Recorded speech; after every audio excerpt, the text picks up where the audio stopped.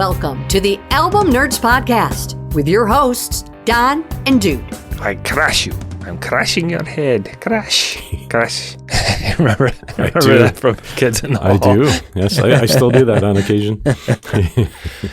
This is the Album Nerds Podcast. I'm Dude. I got Don with me. So this week we are crushing on some albums. How's your heart feeling after all this romance? Tick-tock, you don't stop.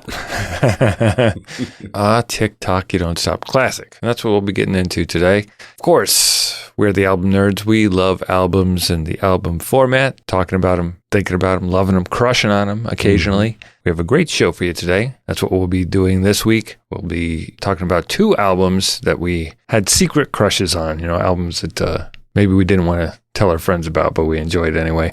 As always, Don's going to be asking us a deep question. Then we'll have some shout-outs to some other albums and album-related items we're digging. And then we'll get into the details of what we're doing next week. Hint, hint, it's spooky. But this week, it's all about those secret album crushes. I think I have a crush. That's what I'm talking about! Secret crushes are those records people love to play in private, but rarely admit enjoying. Each person's secret crush tells a story about personal taste and musical comfort. And today we will explore albums we keep to ourselves, yet revisit for honest enjoyment, no matter how uncool they might seem. Yeah, and also sometimes it just falls out of favor really quickly. Mm-hmm. Like something was super cool, and then especially in your youth, tastes just change so fast. Yep. But at the time, it was just naturally just moved on. But then, some of these stuck with us. Couple examples that I thought about. Alter Bridge, One Day Remains from 2004. It was their debut album. Members of Creed with a new vocalist, Miles Kennedy. Ooh. I heard it on the radio. I bought the CD. I looked in it, saw that it was Creed. Since I hated Creed so much, I felt like I couldn't like it, even though I did. So I actually returned it. Wow. And then in the years following, when the streaming services started, I was like, hey, I'm going to check that album out again. I'm like, man, I really did like this. I don't, it wasn't because of anyone else. It was just because I had this unreasonable distaste for Creed, which I have since shed as well. Also, Harry Connick Jr., When Harry Met Sally soundtrack from 1989. I loved it when I was like middle school, high school, jazz-infused romantic standards, like It Had to Be You and stuff like that. Oh, yeah. But that's how you get the ladies. No. That's why I didn't talk about it. I wanted to pretend I was cool and be into Bobby Brown or whatever. How about you? Some point, I think in middle school, I think I started exploring my parents' record collection. So I remember finding this Elvis compilation. Turns out it was like a mail order one, really cheap, compilation, but it had a lot of the hits. So yeah, I spent a lot of time listening to this Elvis record. I'm totally cool with it now, but it would have seemed pretty lame, I think, to my friends at the time. And another one I thought of from the 80s that stayed in my cassette collection for a while was Survivor, Vital Signs. Do you remember that album? It had the Search Is Over and High on You and stuff like that. It was the one after Eye of the Tiger. After Eye of the Tiger. They got a new singer. Yep. Again, I don't feel any shame about it now, but at the time, Yeah, it's like if you had it in your Walkman and someone was like, what you listening to? You'd be like, and make something up, be like, whatever was cool. Guns N' Roses. Yeah. All right, well, the picks are in. Our hearts are pounding. Time to face our crushes head on. Let's get to our cha-cha-cha choices. You choose me?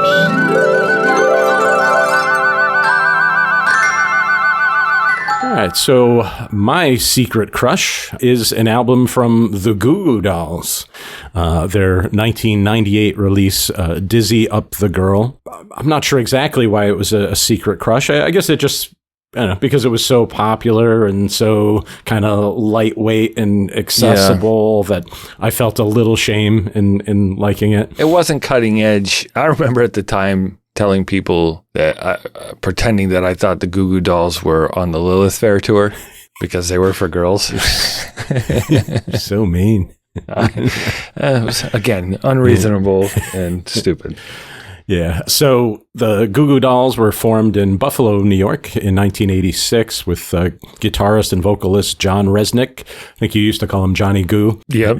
That would be a cool performing name. Robbie, is it Taycock? Takak.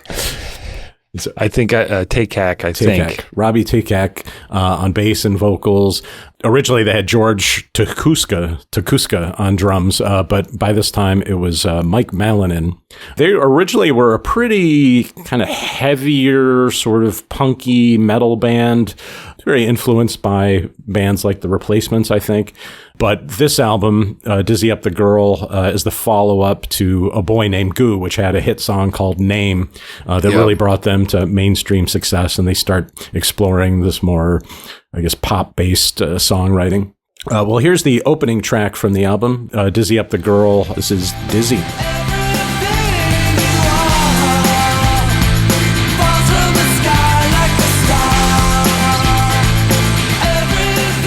That's pretty punk. Yeah, it is. Slow down. Yeah, there's a lot of relics or a lot of hints at their past in this. They haven't completely shed it, but they're, being more careful about presenting it. Well, they found a thing called melody. Yeah. When they decided they could do that, it completely changed their trajectory. Yeah. And they had been at it at this point for a long time. Yeah. Once you discover that you can write hit songs, like why not do it? And that must be amazing. Like, oh my God, I can write a hit. Let's try to do more. So Dizzy was written by Johnny Rzeznik. Yeah, I would say one of the more kind of almost like a post-grunge sound on that song. Very simple, straightforward rock song. Nice little hook in the middle, nice chorus. I guess it is a fan favorite one that the people like to the Goo heads like to hear live. It starts off like a hard rock song, so I'd never listened to this album before this. Of course, I know a lot of the songs, hits from it, and it starts up doom doom ding ding ding. I'm like, yeah, and then almost like 5 seconds in, la la la. I'm like, okay, that's fine, but yeah. Kind of tricked me. But they're giving you a kind of a melodic chorus.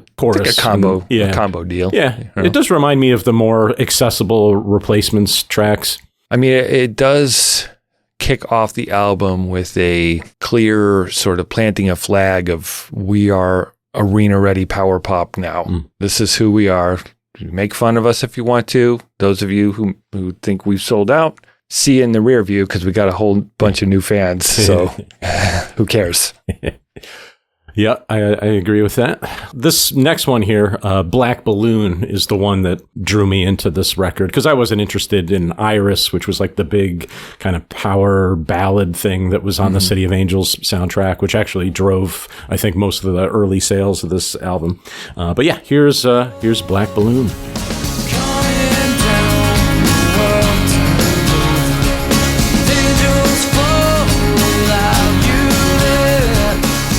So this was another one written by Rzeznik about a woman struggling with heroin addiction and the lover trying to save her. Supposedly inspired by Takak. What's his name? Taycock? Taycack. Supposedly inspired by just use his first name. By Robbie's ex-wife, who actually died of a heroin overdose, sadly.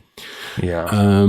But yeah, this song has kind of a melancholy vibe. It's very melodic, so that's something that draws me in. Little darkness to it. Well, that bing bing boom bing bing, that guitar thing is kind of cool. I think it's harmonics. Yeah, I was thinking this. I remember thinking this song was at the time. I never hated them. I just didn't make any time for them. Yeah. So yeah, watching someone self-destruct, I like that black balloon as a symbol. I mean, not just of addiction, but just of, balloons are joyful and fun. A black balloon is like stuff's kind of messed up. It's ominous. The string arrangements and the cinematic depth that they started to bring to these songs, that's really the biggest change in direction. But yeah, a song about trying to save someone who doesn't want to be saved. And that's a tough thing to deal with. So yeah, I think they handled the subject matter well, and the song supports the mood of what they're trying to get across. So So this was the song that drew you in. Like, did you have the album? So I worked at the record store at the time, and so we used to get promo copies of albums. Yeah, so free copies. Yeah, so I think I took it because of this song. Did you tell anyone? Probably not. That was the secret right there. Yeah. That was I mean, we were roommates around this time, Right. a little after this time. Yeah, you never noticed it in my collection? It probably was hidden somewhere, maybe under your mattress or something. But yeah, I'm also, I think, a bit of a sucker for the jangly pop, guitar pop, which this song and a lot of them actually on this record have that. But also the strings are pretty powerful. There's a heartbreaker on it, Benmont Tench. Remember him, the keyboardist from Tom Petty and the Heartbreakers? I mean, yes, just because of his awesome name. You're doing better with that than Robbie. Right. All right, dude, was there a track you wanted to highlight? I thought it was important that we gave Robbie some time. He's the bass player, but also sings on a lot of songs and was the original lead singer on their first album. Their second album, Johnny started getting involved, and he kind of took over on the third and moving forward. But this one's called January Friend.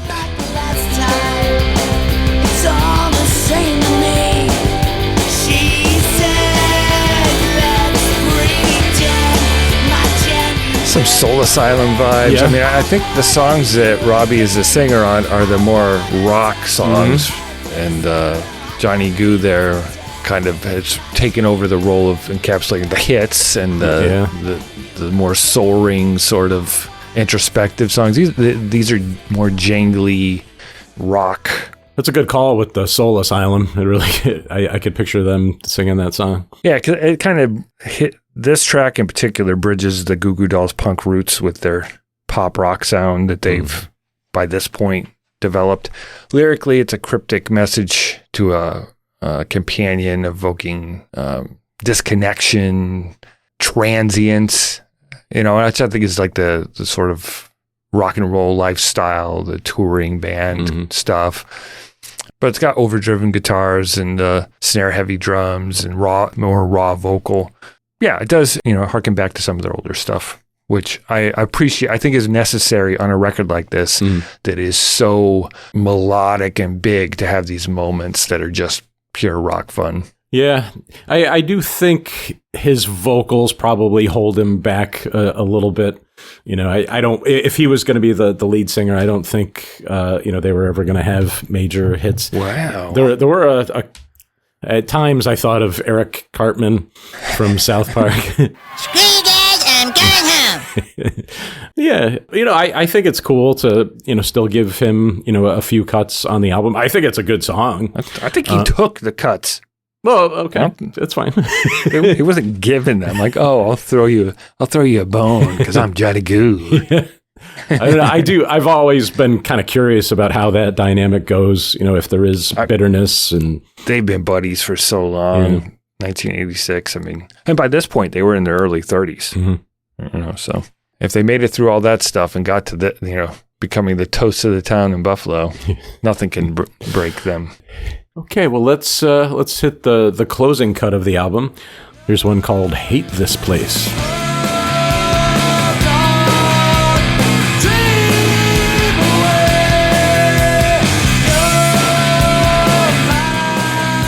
Was that a single?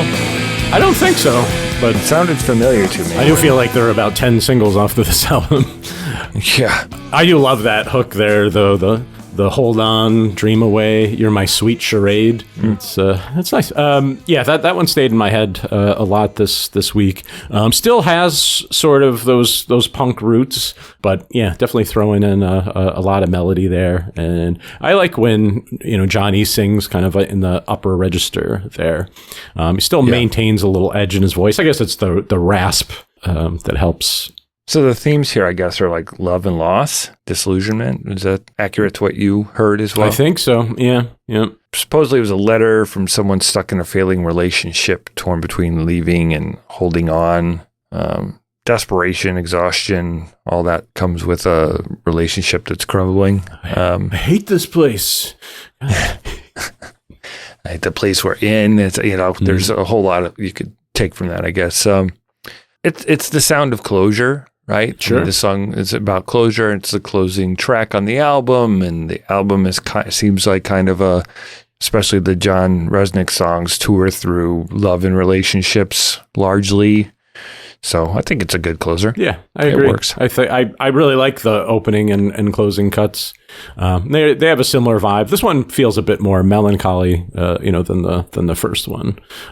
It's not meant to be a concept album, I don't think, but you're right. It is kind of a journey through, lost love, and what'd you say, disillusionment? Yeah.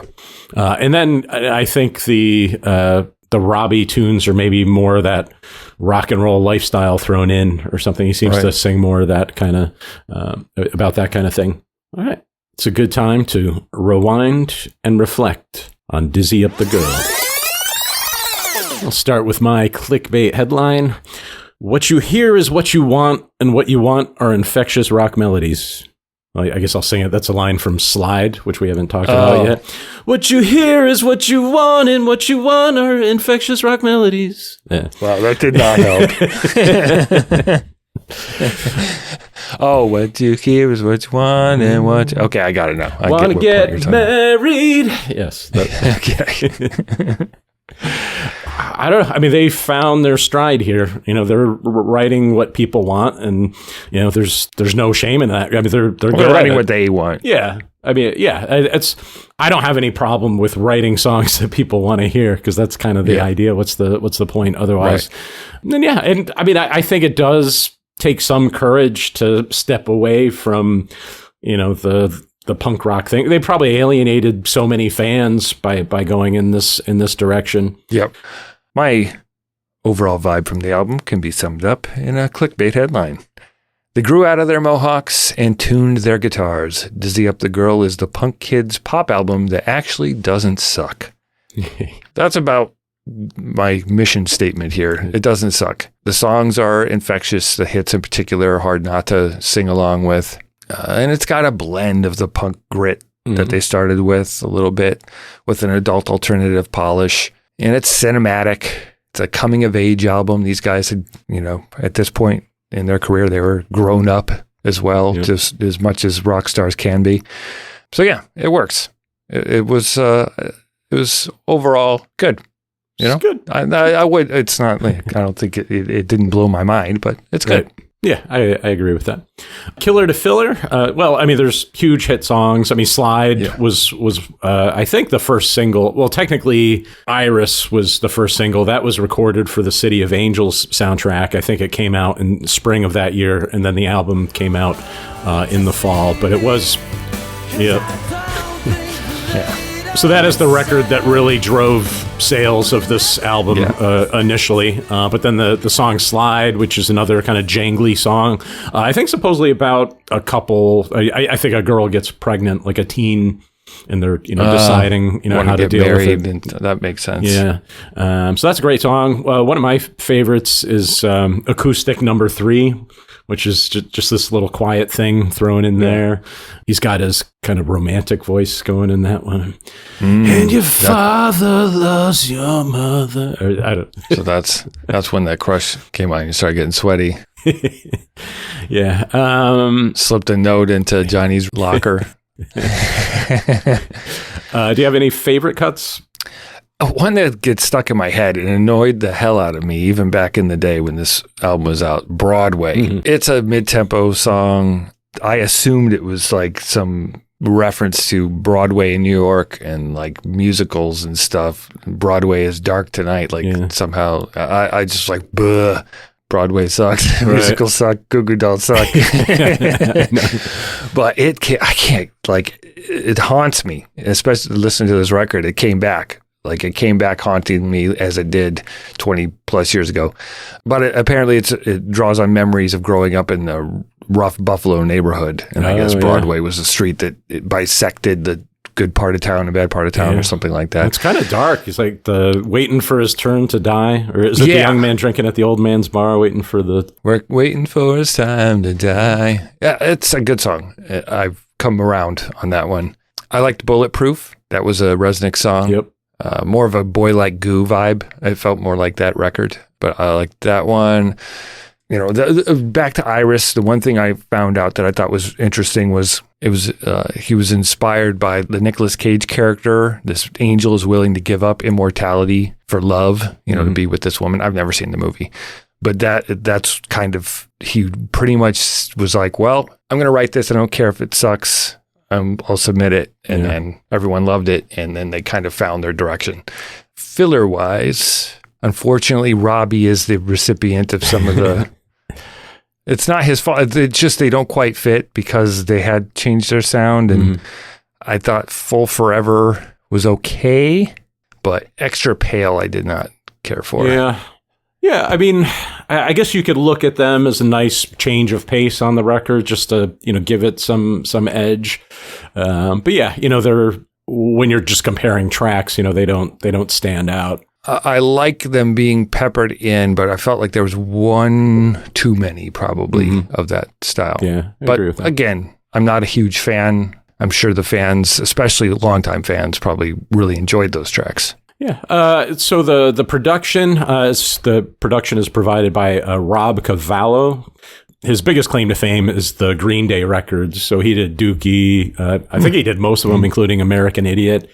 I mean, I guess you never know to what extent the producer is influencing things, but you know, it does seem to be a knack for arrangements. You know, so somehow balancing, you know, that rock grit with, I don't know, being able to hear the instruments, the separation in the sounds, and having a radio polish. Yeah. Layered guitars.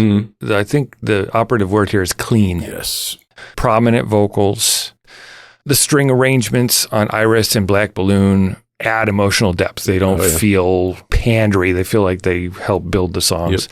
So every element helps to serve the melody throughout, especially through those more pop rock tunes.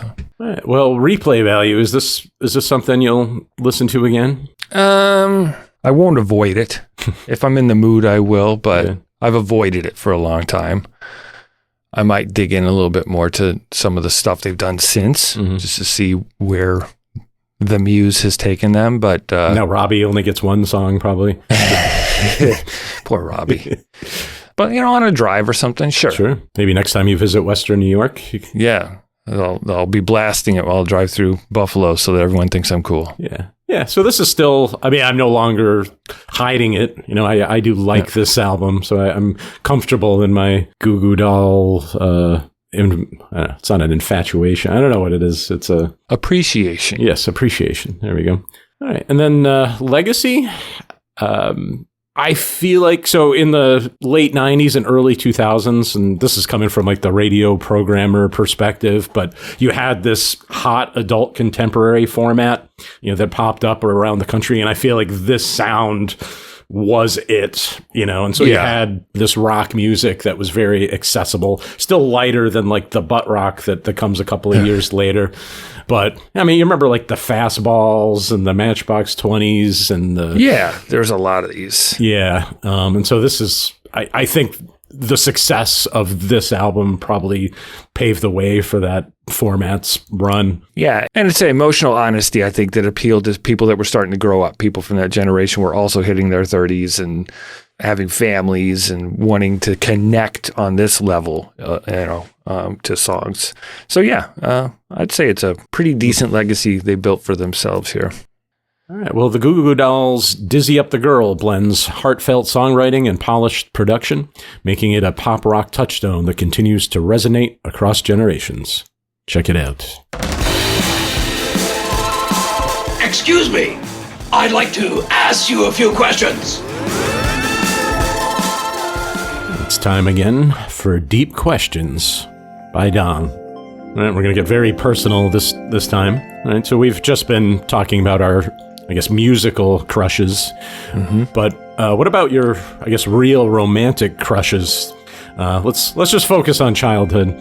Did you have any, major crushes growing up? Tons. Yeah. Constant. Starting at about age 4. Babysitters, ladies on TV, movies, whatever. Like pretty much always. Probably one of my earliest was on my babysitter, Cheryl. Ooh. Hello, Cheryl. She would bring like toy, like she had this horse and like a Lone Ranger guy that would go on as like Barbie doll size. She was probably like 15. And she would bring that over for me to play with, and I would make excuses to sit on her lap and pretend I had hurt my foot or something. Get nestled in, you know what I mean? So, yeah, and then moving into kindergarten and first grade and stuff, getting into fights with classmates over a girl, and, you know, Shannon in kindergarten, Raquel in first grade, and the list goes on and on. How about you, man? Yeah, you know, I had the same kind of thing going on. But I was thinking about some of the, you know, like the TV and film crushes I had. Mm-hmm. You know, for people our age, I mean, Princess Leia's got to be a big one, particularly after Return of the Jedi. Yeah, I know everyone talks about the stupid bikini thing, but you were more like the cinnamon rolls on her on her ears, or the yeah, the bikini was better than the cinnamon roll hair. I guess this one's a bit obscure. Remember Charles in Charge? Yep. So the first family that he was with, maybe, you know, some people aren't aware that there were two different Charles in Charge families. The first family, actually, it wasn't a family member. His girlfriend at the time, or love interest, I think her name was Gwendolyn. Gwendolyn Pierce. Yeah. So, yes. Blonde girl. I remember really liking her. She's also in Ghostbusters briefly at the beginning when Peter Venkman is doing tests on the college students. She's answering all the questions wrong, and he's saying she got them right, and the other kid, this guy, is answering them right, and he's shocking him anyway. The same actors. God, I love that movie. All right, well, what are your childhood crushes? Let us know on social media, like Instagram and Facebook at Album Nerds.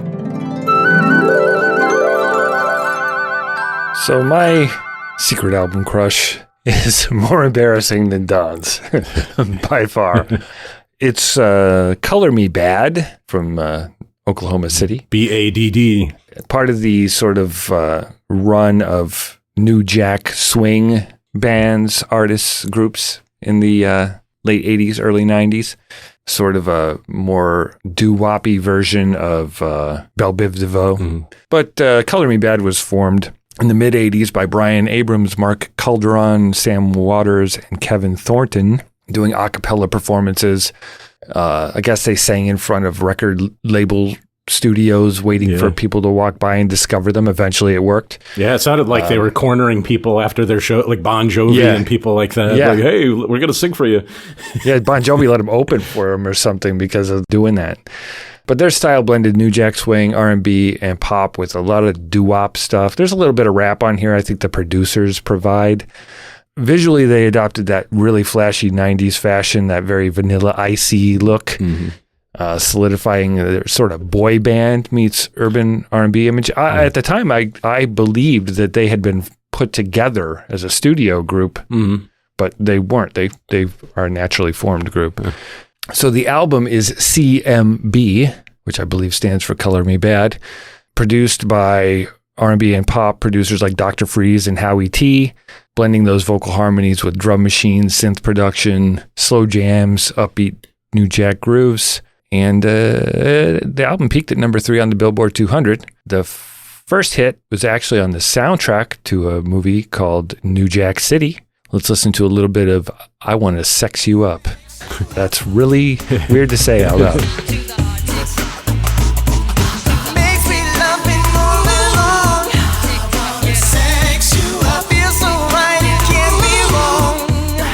I got this album because of this song. It was on the radio all the time. I thought it sounded naughty. And the cassette club that I had joined, probably illegally because I was like 14 or something. Yeah. I got this album from there. I probably wouldn't have been allowed to have it because of the dirty sex song. But this was their breakout hit. It was produced by Dr. Freeze, who also did work with Belle Biv DeVoe. As I said, it was from that New Jack City soundtrack, which, you know, the album C.M.B., short for Color Me Bad, in the movie, the bad guys' gang is called C.M.B., standing for Cash Money Brothers. I think it's a coincidence. but it couldn't have hurt. Yeah. The song is a seductive invitation, wrapped in smooth harmonies, playful innuendo. Not great lyrics. I mean, what's embarrassing about this is it is corny, but it's catchy. It's catchy as hell. All the songs, the singing is great. The harmonies are great. The vibe is good. What were your thoughts on what this song is called? Because I don't want to say that to your face as I'm looking in your eyes over Zoom. It's, I think I had read that maybe a couple of the other New Jack Swing groups had passed on it, and before it was given to Color Me Bad. And I was thinking of the lyrics. It's a lot of it's innuendo, right? It's not as explicit as something Belle Biv DeVoe would normally do. I mean, they were doomy and all that stuff. So I wonder if they passed on it because it just wasn't dirty enough. I'm surprised they didn't change this to "I want to make some love." Yeah, clean it up a little bit.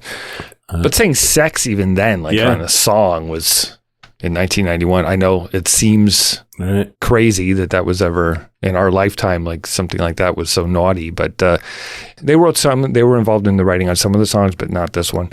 Another big one off of this has a really weird sound to it for the time, and it worked somehow. This one's called All for Love.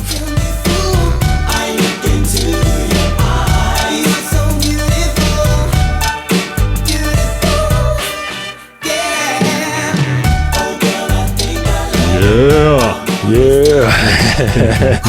This represents the lighter, more pop-oriented side of the New Jack Swing era. Harmony-driven, it's a love anthem, co-written and produced by Elliot Strait, also known as Dr. Freeze and Howie T. That bing, bing, bing, bing thing, I don't know what that is, but it's a really weird song. I mean, it really stands out from the rest of the music at that time. I was pumping gas the other day, and this came on just randomly. Yeah, and I was grooving to it. It makes me smile. This song, I don't know. Yeah, that's the thing. I mean, there's something in listening to this record, and I've listened to it occasionally over the years. I don't have the cassette anymore. I got rid of it so none of my friends would see. Once I turned into the grunge man, about a year later, all my New Jack Swing hit the garbage can because I didn't want anyone to know. You didn't put it in a time capsule? I should have.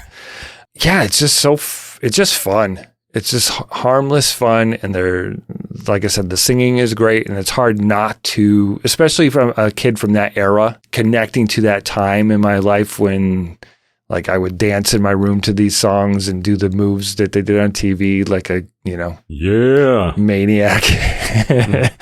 But those guys just, alternated really well between each other. Maybe there's a slight reggae vibe to it or something. Because I was actually thinking a little bit of UB40, something that they could do. I mean, that's really the standout cut on the album for me, I think. The programmed drums and that syncopated hi-hat groove and sampled funk breaks, most notably from Lynn Collins' Think About It, which was written and produced by James Brown. So they did some sampling here as well. But so Don, what was a standout for you on C.M.B? I think the other really big single from the album is "I Adore Mi Amor." I think I'm gonna have to stay forever.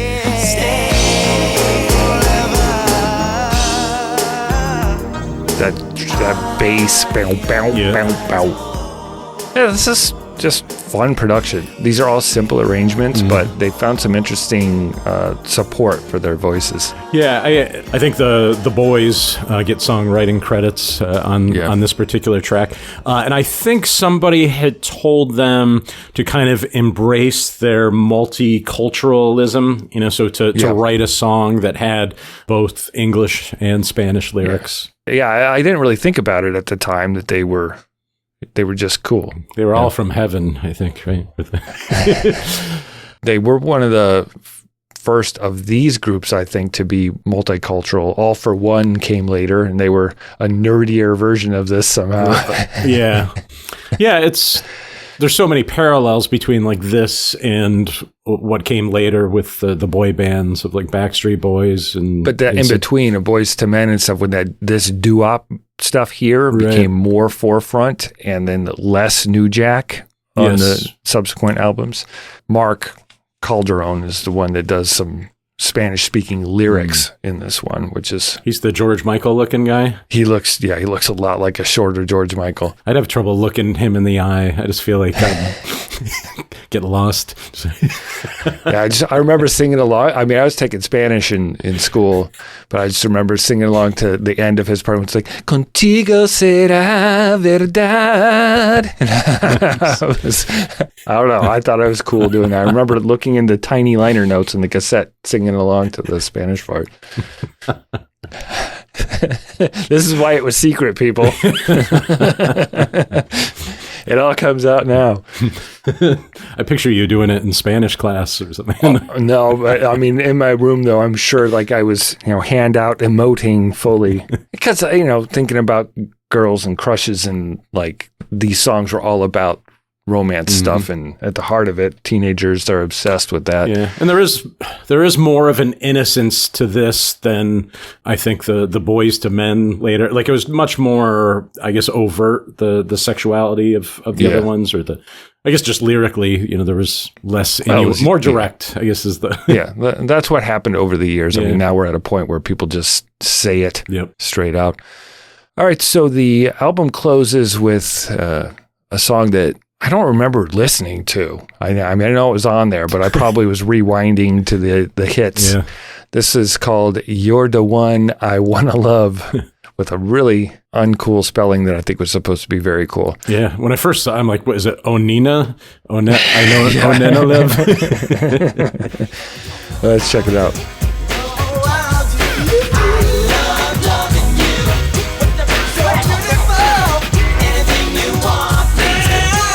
This is one of the attempts to be a little more hip-hop. Yeah. There are a handful of these on the album. It doesn't fully work. It isn't quite hip-hop enough. Yeah. Maybe if they've gotten a name rapper on there. I remember kind of ignoring this song. I don't think it's the best closer. Personally, I would have closed it with the track that comes before this. It's called Color Me Bad, and it's not a great song, but it's fun. It's basically kind of over the beat of Play That Funky Music by Wild Cherry, but it's just them talking about who they are, their producer, there's some name dropping. It's just some fun back and forth, and I think that would have been a more fun way to end it with like, here's who we are, now rewind the tape and listen again, I would say the album does not end with a bang, and it just overall, like, by the time you're done, it's time to be done, I think. Making love until we drown. Yeah, I agree. By this point, it kind of wears out its welcome because the hits are gone. Okay, so why don't we take the time to rewind and reflect on C.M.B. I'll kick it off with my overall vibe, represented by my clickbait headline. This glossy early 90s pop R&B album is pure New Jack Swing energy, and I can't quit it. I wish I knew how to quit you. It still gets me in that spot. Whatever New Jack Swing brought out of me, because I was a big fan of that era and that music at that time, and trying to harmonize with my friends on the school bus and all that stupid shit. It's just really nostalgic for me, I guess, and I guess that's where the crush continues, even though it's sort of embarrassing. As much as I want to hate it, it's still a part of me. Well, my clickbait headline is, don't color it bad. It's exactly what it should be. It's pretty good. Yeah, I enjoyed listening to this. It was fun.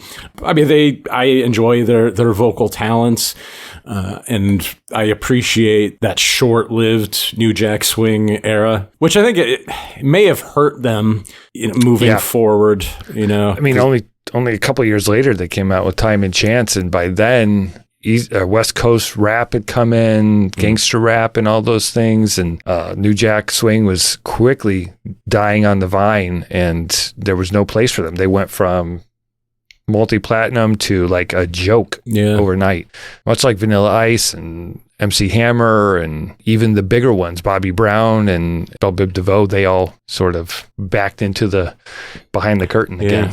It makes me sad because, I mean, there's no reason a vocal group like this couldn't have just kept making records and, that were nice and fun. And MTV had moved on too. And at that time they decided. Any fillers for you? Well, I think the biggest killer, I think, is All for Love, just because it's such an interesting sounding song. Yeah. So we already talked about that. Another video I think I remember was Thinking Back. That's a good song. Yeah, I like that one's one. That's one of my favorites. And I think we're probably going to disagree on the interludes. Yeah. Right? So they end up kind of revisiting I Want to Sex You Up and I Adore Me More. Yeah, briefly. Yeah. I don't know is it just to say to the listener, hey, are you still listening? Yeah. That's kind of how it felt like. So I was a listener of this at the time, and playing that tapes were a little harder to navigate than even vinyl records to get from song to song. And when those would come on, it's like, cool, they're playing the song again. It's like, oh, it's just part of it. And then, because that's what I was really there for. I was there for the hits. I like it sometimes when there's a reprise of a song on an album, because it's usually part of like a concept or something. But this is not a concept album, I don't think. No, it just goes to show, though, they knew what the strong songs were. Yeah. And in this era, name of the game was hit, hit, hit. And I feel like they didn't write enough hits. Yeah. That's where they missed. They needed 2 more, and I think that they potentially could have had a longer career if they'd had a couple more. And I think, Roll the Dice was one that could have. It's kind of more funky. Yeah. It's in the middle. They use gambling metaphors to describe the risks of love, and it's a little more adventurous than some of the other songs as well, sonically. And Slow Motion, which I think was a single, but this is a more sensual R&B track. It's a little simpler. Yeah. And I'm surprised that one didn't take off a little more, but Heartbreaker and Groove My Mind were a couple that I could have done without for sure. And it's a quick album, and it's of its time, and it's fun regardless of the fillers or whatever. It's just a fun listen. Mm-hmm. Production-wise, Howie T and Dr. Freeze helped bring some radio-ready, crisp drum machines, shimmering synths, and then blending that doo-wop in with the New Jack Swing, I think is what they did well and managed to kind of cut a new path in the New Jack Swing sound. Yeah, and they do some interesting trickery there on I Want to Sex You Up. The tick-tock, You Don't Stop is very prominent in one channel and then moves over to the other channel. Very, very dramatic. So replayability, I think I've basically said yes. It's fun, nostalgic, genuinely enjoyable R&B time capsule. I say yes. I remember maybe it was like MTV Music Awards, Color Me Bad and Boys to Men were kind of like going back and forth, like dueling vocals or something. So like I was thinking, would I rather listen to this record or to that Boys to Men record? I would assume that the Boys to Men record might be better, but I feel like it would be kind of hard work or something to listen to. Like, this is just so fun. This is cotton candy. Yeah. Like, you eat it fast, it dissolves. Right. It gets sickening after a while. And then you want another one later. Legacy-wise, I don't really think there is much other than it epitomizes that early 90s crossover pop R&B sound. Like, the picture of Color Me Bad could be in the Webster's dictionary for this era. Yeah, and I mean, I suppose they were kind of a prototype for what some of those boy bands were later. Very much the model that brought us into the late 90s and early 2000s. So from slick New Jack grooves to heartfelt ballads, C.M.B. captures a moment in early 90s R&B that still makes you want to dance, swoon, and sing along. Tick-tock, You Don't Stop. Check it out. Can you dig it? Can you dig it? Can you dig it? Okay, so this week we've been listening to our old crushes. Do you have any new crushes? What are you digging this week? Well, because of the C.M.B. album, I was mostly making love until I drown, but it's such a weird line. Yeah. But somehow it works. I don't know. Anyway, I stumbled across a new country artist named Carter Faith. The album is Cherry Valley. This is her first full length. I guess an EP came out in 2021 called Let Love Be Love. but she's an American country singer-songwriter from Davidson, North Carolina. Cherry Valley was released October 3rd, 2025. Let's listen to a little bit of Sex, Drugs, and Country Music.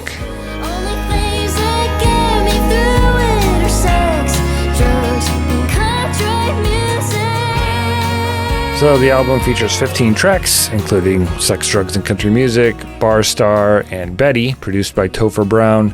It blends traditional country music with cinematic storytelling, kind of inspired by artists maybe like Willie Nelson or Casey Musgraves in particular. But there's supposedly a theme, an element where these songs are all tied together and that they go in chronological order. I've only listened to it like 2 or 3 times. It's not exactly a concept, but I guess there is a specific order to them that they encourage people to check out the whole album to uncover. That's cool. I like the sex, drugs, and country music, because, I mean, obviously that's usually associated with rock and roll, but I think the country music lifestyle is just as sex and drugs as rock and roll.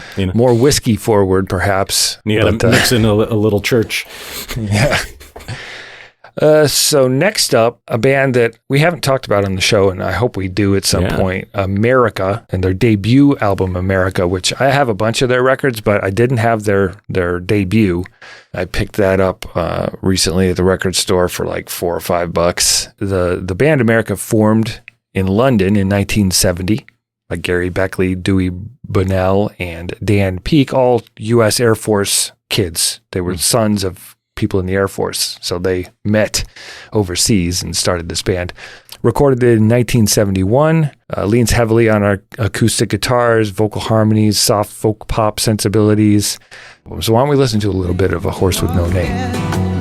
You see, I've been through the desert on a horse with no name. I love this era in music, this 70s soft rock. Some great sort of unsung bands. I mean, the percussion on that song is so interesting. I don't know what it's like pounding on, but I don't know. Yeah, it's a good song, good album. It's a great discography. I encourage checking them out just in general. So what have you been digging there, Donnie boy? Well, if you listen to the news at all or watch the news or read the news, it's kind of hard to avoid news that Taylor Swift came out with a new album. I was actually kind of marveling at probably how few artists there are where it would actually be a news story that their new album dropped. But it's definitely true for Taylor Swift. Well, and she's great about continually releasing new music. Yeah. I mean, she must have hundreds and hundreds of songs in her catalog with how prolific she is. So the new album is called The Life of a Showgirl. Here's the opening cut, The Fate of Ophelia.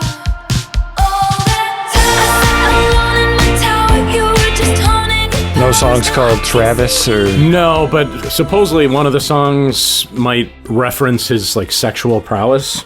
I'm not. You're the chief of my heart. It might be. I haven't dug in too much on the album, but I figured I should check it out just because I don't know. I haven't gotten around to it yet. It seemed like news. It does seem like it's a bit more straightforward pop. It's not quite as melancholy as the last album we listened to. It was called the Tortured Poets Department. Also, so this week, I'm going to have the pleasure of seeing Gary Newman live. We had talked about his album, The Pleasure Principle, a while back. So I've just been kind of going through his catalog. And one of my favorite albums is one called Telecon. It was actually the follow-up to the Pleasure Principle, released in 1980. It's part of what he called his machine phase. But here's a song called We Are Glass.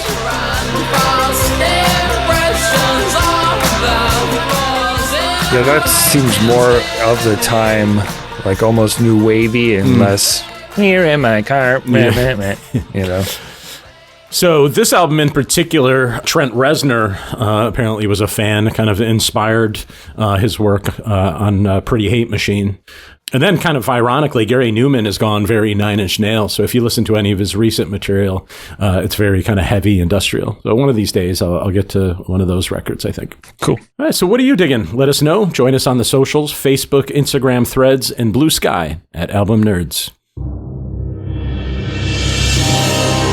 It will be a discovery of extraordinary value. Well, here we are once again. It's time on the show when I'm reminded of the words of actor, writer, comedian. Not comedian. People don't say that anymore, thank God. That was an awkward thing to call female comedians. Mindy Kaling. That's Kelly from The Office. Yes. And she said, crushes are great until you realize you have to act on your feelings or forever eat lunch alone with your notebook. That kind of sums up my my formative years. I can see it. Now, being that it is early fall, heading into spooky Halloween season, we're going to be exploring what are you supposed to be? You know, when you're trick-or-treating and the people at the door ask, what are you supposed to be? These are going to be bands and artists who are known to perform in masks, costumes, that kind of thing. I'm Optimus Prime. I was Optimus Prime the last year I trick-or-treated when I was 12. So yeah, we're going to focus on the theatrics of costuming and stuff to loosely tie in with the Halloween season. So that should be fun. We can't do Kiss again, can we? We can't do Kiss again. I would love to, but no. All right. Who are your favorite artists that wear costumes or masks? What else are you listening to? Email us at podcast@albumnerds.com or follow us on Instagram and other social media at Album Nerds.